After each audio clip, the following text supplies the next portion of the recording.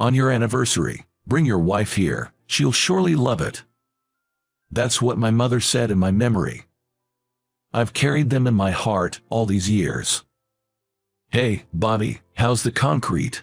Yeah, I'm on it. My name's Bobby, turning 35 this year. Been working in construction for a good while now. Man, it's hot today. I took a moment, looking up at the sky. I met my wife, Kate, on a day just as hot. It's been a bit over 10 years since I met her as a newbie. Has it really been that long? Perhaps now's the perfect time to take her to that fancy diner I remember. The restaurant that I remember with my mother is a cherished place that will always be in my memory. When I was 10, my dad, whom I loved dearly, passed away from terminal cancer. His sudden absence hit me hard back then. How about we go somewhere nice? One day, Mom suggested and took me to a French restaurant. It had a solemn atmosphere with counter seats. Mom, we're eating here. It was my first time in such a place, so I asked her, a bit nervously. This is where your dad proposed to me. Wow, so it's a special place for you and Dad. Yes, honey. Today marks our 10th wedding anniversary, that's why we're here. She smiled warmly. Afterward, while eating the many delicious dishes that came out, I asked her about her memories of my father, and we talked about many things, which made me feel happy for the first time in a long time. When you have your anniversaries, bring your future wife here, she'll surely appreciate it. On our way home, Mom shared those words. The mention of a future wife made me blush, but her words stuck with me, even as I grew up. Many years have passed since then, and before I realized it, we're celebrating our 10th wedding anniversary. I want to visit that place with my wife, Kate. Kate prefers Italian cuisine, but would she enjoy a French meal? No, I'm sure she'll be fine. No one could resist those dishes. Hey, Bobby, quit daydreaming, you're slacking. Sorry. I snapped back to reality and resumed my work. 10 years ago, while working just like this, Kate approached me. Excuse me, are you the guy from back then? She suddenly asked. Huh, who are you? Oh, I'm sorry, I mistook you for someone else. You looked like someone I knew, but it's a memory from when I was little, so please don't mind it. What do you mean? Well, actually, for some reason, I became curious and wanted to know more. It turns out the man was someone who had done a huge favor for Kate when she was younger. I called out to you because you looked so familiar, she said, looking embarrassed. This chance encounter led us to exchange contact info, and a few months later, we started dating and eventually got married. However, Kate never told me what exactly happened between her and that man back in the day. She said it was a precious memory and that she couldn't share the story. I was curious, but I figured it would be weird to press her about it now. She'll probably tell me someday. For now, I needed to focus on preparing for our anniversary. A fancy restaurant, is it really that good? It's amazing. My mom took me there once, and I haven't found a place that can compare. If your mother-in-law says it's good, I bet it's a fantastic place. I'm looking forward to it. So, you'll come with me. Of course, if you recommend it that highly. I'm excited. It's sure to give us wonderful memories. Seeing Kate's happy face filled me with anticipation. Truth be told, my mother passed away before Kate and I got married. But I'm sure she's celebrating our anniversary up in heaven. I couldn't help but smile, imagining her joyful face. On the day of our anniversary. Hey Kate, I'm sorry. The meeting with the client ran late. It's okay, I'll wait for you here. I didn't have time to go back to the office after the meeting, so I rushed straight to the restaurant. I had planned to dress up in a nice suit for our special day, but it didn't work out. Upon arriving at the reserved restaurant, I approached the hostess. Excuse me, I had a reservation under the name Bobby. Welcome, but the hostess, who had greeted him with a smile, furrowed her brows. Excuse me, but what are you wearing? Is there something wrong with what I'm wearing? Well, are you wearing work clothes? I was taken aback by her unexpected remark. Yes, it's my work attire, but it's for sales, not construction, so it's clean. Excuse me. The hostess looked even more displeased. Is there a problem? She looked shocked. Certainly, it's work attire, but not for construction work, so it's clean. I don't recall getting such a displeased look. Sorry, but we don't have any tables available today. The hostess, with a stern expression, glared at us and said that.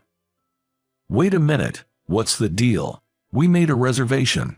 Kate confronted the hostess. Our restaurant is fully booked with wealthy clientele. The hostess retorted with just that statement. A glance to the side and I could see Kate trembling with anger. Taking a deep breath to calm herself. If it's okay for us to take this to the Customer Advisory Center, then by all means, kick us out. Your restaurant's reputation will plummet, you know. At Kate's assertive remark, the hostess looked taken aback. I understand. I'll consult with the owner. Reluctantly, she said and disappeared towards the entrance. What's with this place? I'm sorry, it wasn't like this when I visited years ago. I get it. The management changed and so did the vibe of the place. I felt a pang in my heart at my wife's words. Indeed, the current diner is managed by the previous owner's son. Ever since he took over, I heard the reputation wasn't good. Hearing stories of them being picky with customers and having a bad attitude, I thought they were just rumors. But I can't believe how openly rude they are to customers. Lost in thought, the hostess returned. It was an oversight on our part. We sincerely apologize. Please allow me to show you to your table. Huh? You said earlier there were no reservations available. What's up with that? Kate snapped at the hostess, who responded with a raised eyebrow. You want our food, right? Our restaurant is always fully booked. Follow me to your table. The hostess said, rather coldly. It reminded me of a grumpy but skilled old sushi chef I saw on TV. Maybe this place has a similar vibe. Kate, let's just sit for now. Holding back the rising anger, we followed the hostess to the counter.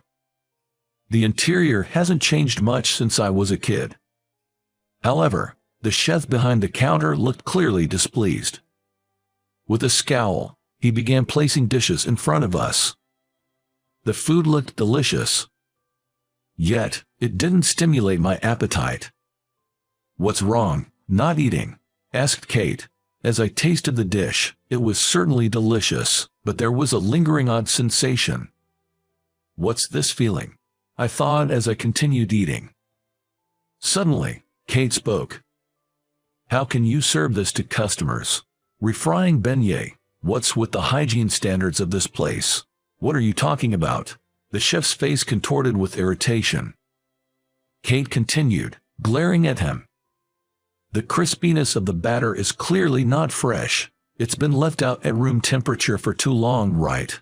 It's lost its color and firm texture. At her observation, the chef's eyes widened.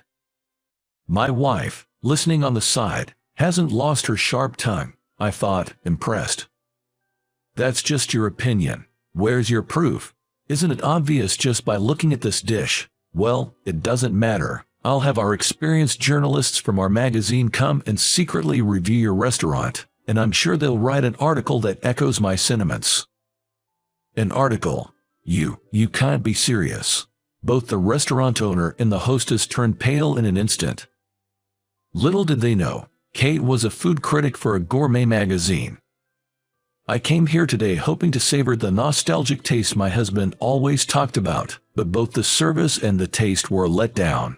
It's really disappointing, but I believe my husband is even more devastated than I am. Are you prepared for the backlash to your terrible service and food? With a cold stare at the restaurant staff, Kate put down her fork. Let's go. I'll cover the bill. If we stay here any longer, our wedding anniversary will turn into a disaster. I get it, but I brought you here. Let me pay. In that case, I'll take you up on your offer. We still have some dishes coming out. We'll eat elsewhere, thank you." After saying that to the hostess, Kate got up from her seat. I also stood up and headed toward the cashier.